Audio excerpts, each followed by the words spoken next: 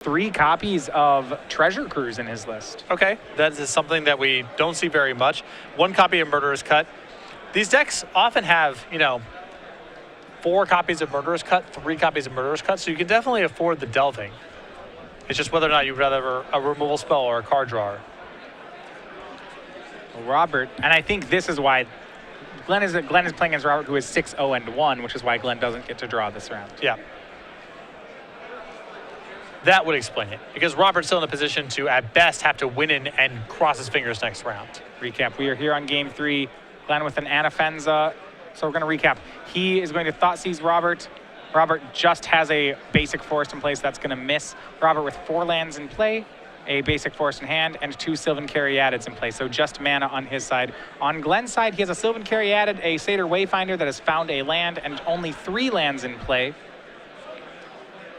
But Glenn on what appears to be empty after the fact. And top deck from Robert is huge. It's Sidisi, Brood Tyrant. That's going to mill him for 3. Whip of Erebos land and Hornet Queen. The third one is a creature, so Robert will get a 2/2 zombie out of it.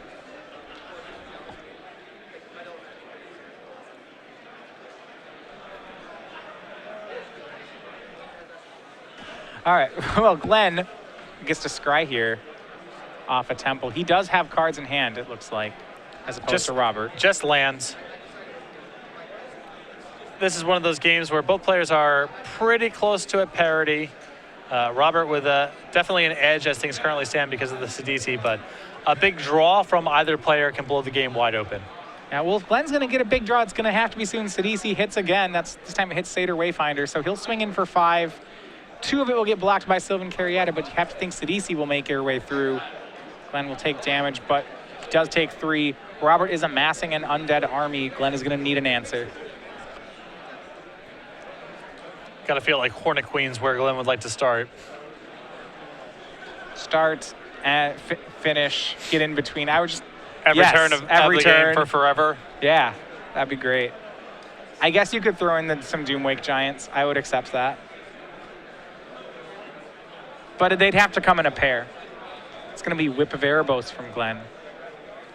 Looking at the graveyard here, Glenn does have an Anafenza on the yard. Otherwise, his only whippable creature is a Sylvan Caryatid, so that one's not going to help too much.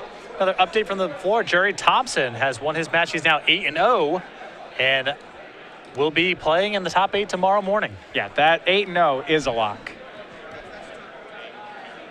Win, lose, or draw.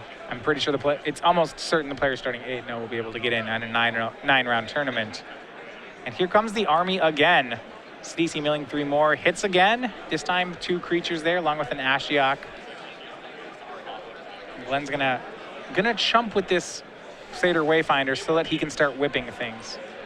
Even with as bad as things are going right now, Glenn with the whip in play still drawing very live with Hornet Queen, maybe a couple of his other big draws as well. Well, as we've seen in these Reanimator mirrors, the whip is strong enough that when you get even when you're behind, it can, like, say your opponent's playing fair, it's just playing threats, and the other person has a whip, the player with the whip can be a favorite on almost any board. Yeah. I mean, this is going to put it to the test, though, because Glenn is hugely far behind. Well, and his whip's not worth very much because there's just not a lot going on in his graveyard. Yeah, but if you look at this, say he whips the Satyr Wayfinder into play, it mills the Hornet Queen. Next turn he whips Hornet Queen. It's like problem solved. Glenn's in the game. Exactly. Assuming there is a next turn, no guarantee, but exactly. It's that good. That's what he's gonna do. He's gonna fire that 1/1 right out of the graveyard. It'll mill 4 more cards. Glenn hits a Reclamation Sage and some lands. And a Courser of Krufix. Not what he was looking for. He really needed Hornet Queen there. Yeah, he needed one of the big O's. He gets a Temple, however. Scries to the bottom. Satyr will swing in. Glenn gains 1. And now it's going to be left to his top deck. Can Glenn draw? It's just Hornet Queen, right? I think. Unless he has some big sweeper. I don't know. There's no copies of Event Hostilities, no Doom Blast type of thing floating around this list. No, sir. He is looking for that Hornet Queen. That interaction, the Whip Hornet Queen interaction, really strong. I think we've reached the point where not even Farika is a draw anymore. I think we're kind of on Hornet Queen or bust. But that said, if Robert still has nothing going on, that would do Hornet it. Queen might be good enough for Glenn to turn the game around. He's going to swing with DC. Glenn goes to 6. Here's the top deck. Can Glenn hit it? It's a land. That will not play. It's forest. And despite having whip, Glenn does not look like he has enough other things going on to pull this game out. There's 13 attack in play. The Caryatid absorbs 3, so that's 10. Even if he gets back a Reclamation Stage and gains 2, or a Courser gains 2 plus 1 from a trigger, that does not allow Glenn to survive. What about Anafenza gaining full? That does do some work. That puts Glenn to 10.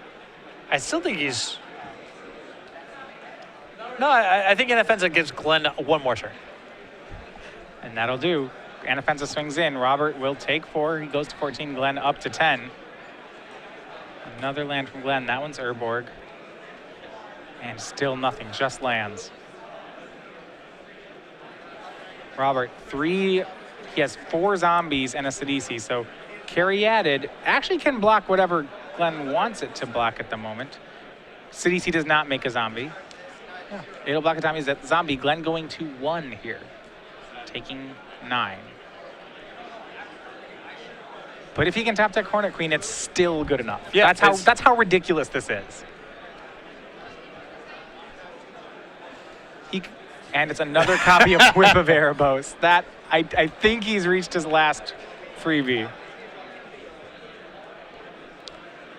Yeah, but the only thing left to get back, I think, are Coursers and...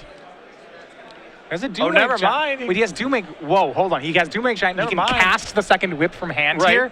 That actually works. Okay, so Doom Wake whipped into play, plays whip. That gives everything -2/-2. Glenn is still alive here, and in a strong way, actually. Yep. Doom Wake Giant swings. Glenn's gonna gain 4. Goes up to 5. He's got a Caryatid to block here.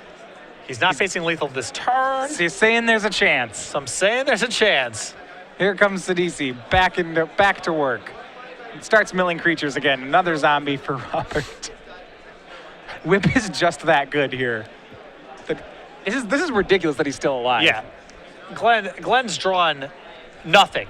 Just nothing. Nothing. A whip and nothing. So how good is whip in the mirror? Can whip plus nothing beat a deck is the question we have now.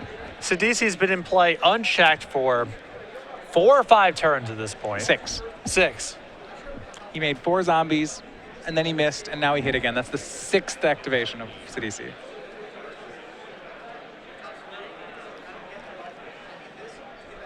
You have to think, Glenn's got a shot. And now at this point, what is Robert contemplating? And down to 2 on the attack. Glenn with a crack in the knuckles. He knows he's still alive and kicking in this game. A Hornet Queen will do it. A Siege Rhino might even do it. It locks up the ground.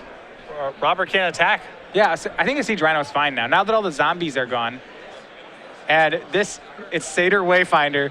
See Glenn, hoping for a good. He's got a ton of good cards to find here. What can he mill? Siege Rhino will be good. I mean, obviously Hornet Queen is what he wants. And there she is. At long last, the Queen has arrived. And what a comeback. My goodness.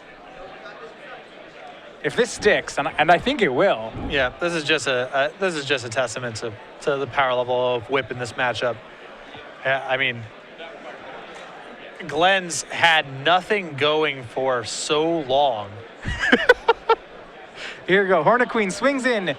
Satyr Wayfinder cannot. It does not. It wasn't whipped, but the Queen sure can. She swings in for 2. Robert will go down to 9. Glenn up to 4. But more importantly, he has 4 1/1 Death Touchers.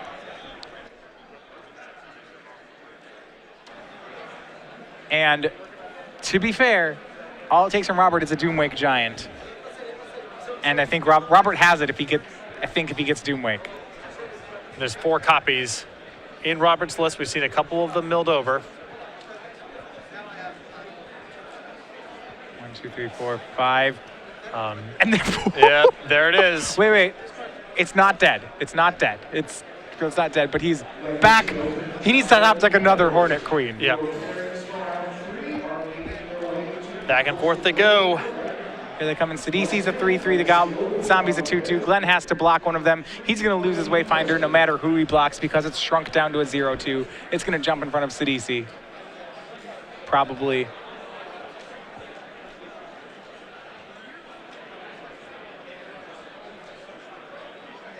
Yeah, it's dead no matter what. So he'll take 2. Glenn's down to 2. And that's going to be the death knell, though. Robert, finally with his draw of Reclamation Sage, takes care of the whip. If Glenn draws a Hornet Queen, he's got 5 blockers to 5 attackers. He can survive, but it all takes is an enchantment from Robert. Yes. And there you have it. Yeah. Valiantly fought by Mr. Jones, but he does fall to 7-1. Robert Hunsaker, 7 wins, 1 draw.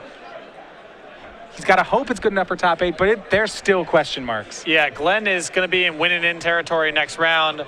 Robert, it depends on the standings here. This win, of course, will be very good for his tiebreakers, as Glenn, I believe, was the first overall in standings going in this round.